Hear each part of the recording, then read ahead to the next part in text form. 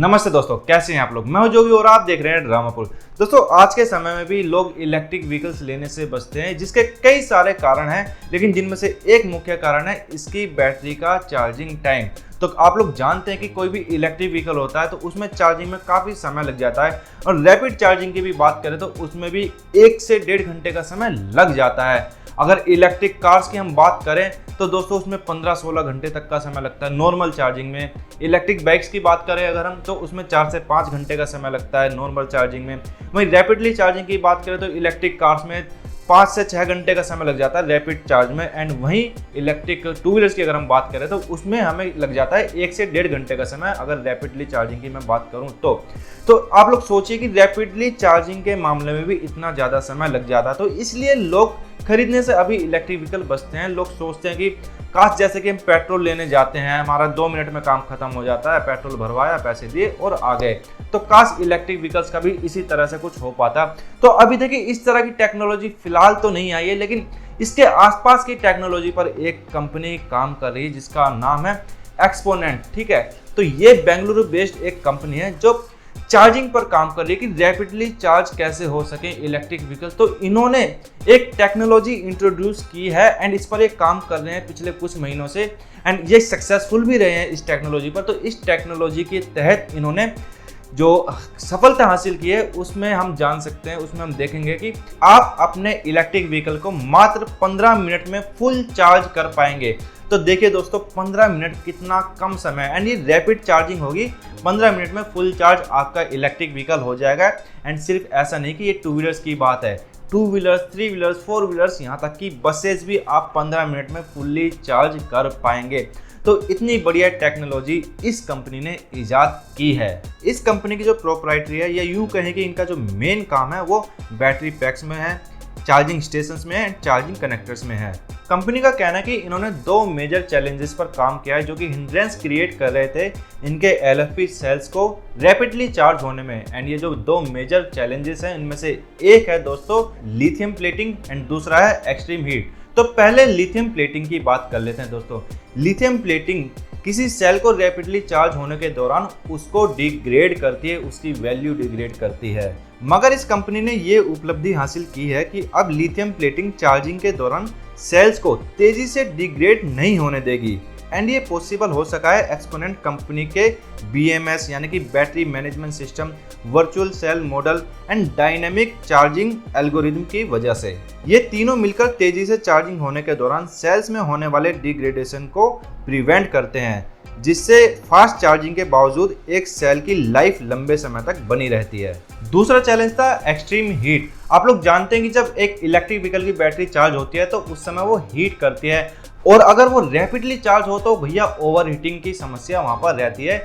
जैसे कि हमने पिछले साल देखा था कि चार्जिंग के दौरान कई इलेक्ट्रिक व्हीकल्स में आग लग गई, फायर उन्होंने कैच कर ली। तो ये समस्या हमेशा से रही है, तो इससे भी टैकल करना सीख लिया है इस कंपनी ने। ये काम कंपनी ने अपने HVAC सिस्टम से किया है। इस सिस्टम में कंपनी अपने लिथियम आयन सेल्स में रेफ्रिजरेटेड कूल वाटर का यूज करती है, और ये इनका खुद का बैटरी पैक है जिसका ट्रेडमार्क इन्होंने लिया हुआ है।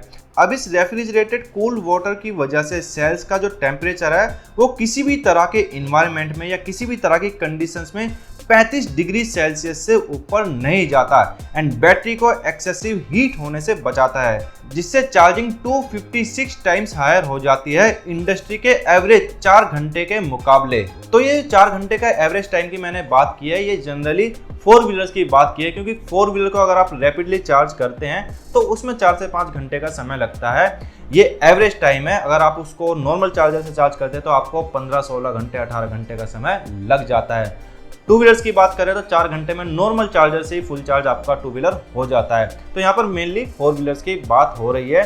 तो आप लोग सोचिए कि अभी जो 4 घंटे में आपकी गाड़ी चार्ज हो रही है रैपिडली चार्ज करने से, उससे अब आपका गाड़ी को क्या होगा, इस टेक्नोलॉजी से क्या होगा कि 15 मिनट में आपकी गाड़ी फुल्ली चार्ज हो जाएगी।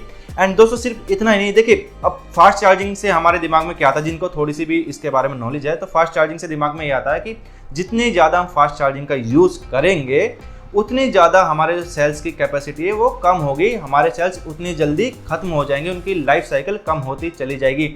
लेकिन जिस टेक्नोलॉजी का यूज़ ये कंपनी कर रही है उससे आपकी बैटरी के सेल्स की जो लाइफ साइकिल है वो बहुत कम तेजी से घटेगी।